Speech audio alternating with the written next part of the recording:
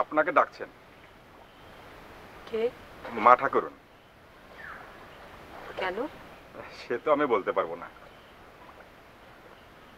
আমাকে বোধ করি না, আপনি ভালো করে শুনে আসুন। আপনাকে ডাকছেন, আসুন আমার সঙ্গে। মা অপেক্ষা করে আছেন তার ঘরে।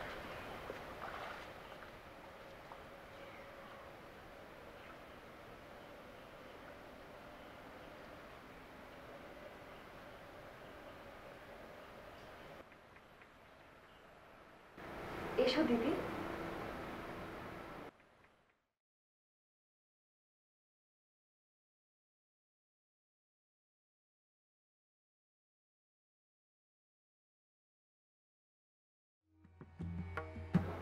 চিনতে পেরেছো দিদি? না চিনতে পারলে কিন্তু ভারী ঝগড়া করব।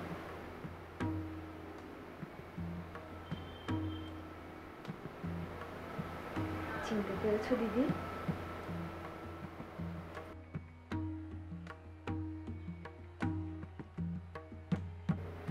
দিদি, সমুদ্র মন্থন করে বিষটুকু তার নিজে খেয়ে সমস্ত অমৃতটুকু এই ছোট বোনটিকে দিয়েছ। তাকে ভালোবেসেছিলে বলেই তো আজ আমি তাকে পেয়েছি। বিষের বিষে যে অমৃত বোন, আমি বঞ্চিত হইনি। সেই বিষই এই পাপিষ্টাকে অমর করেছে। তার সাথে দেখা করবে না দিদি?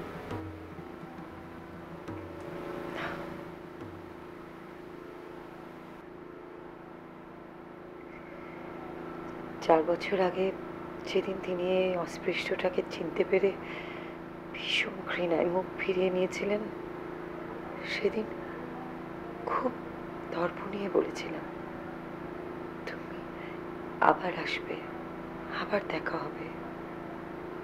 কিন্তু সেই দর্প আর আমার রইল না, তিনি আর এলেন না।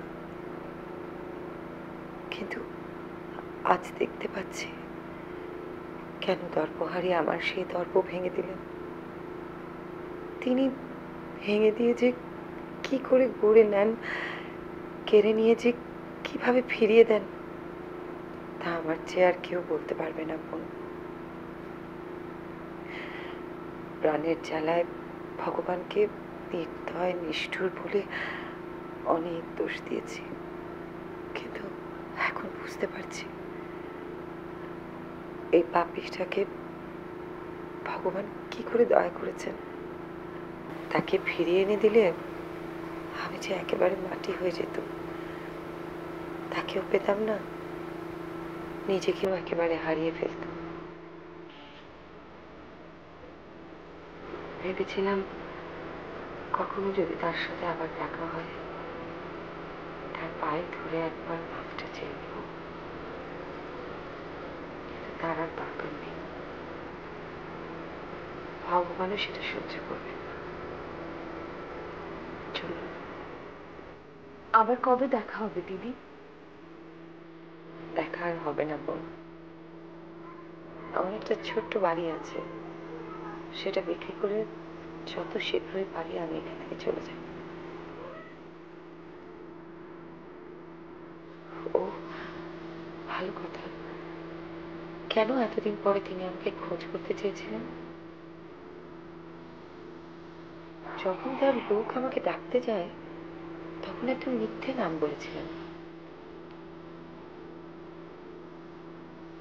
হয়তো বুঝেছে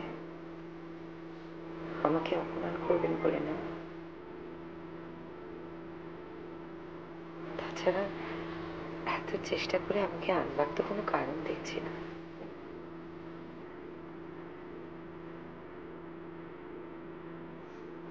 তোমার লজ্জা কি বোন? তবে তারও ভুল হচ্ছে। তার পায়ে আমার ১৭ কোটি প্রণাম জানিয়ে বলো, তা হবার নয়। আমার নিজের বলে আর কিচ্ছু নেই। অপমান করলে তার নিজের গায়ে সব অপমান লাগবে।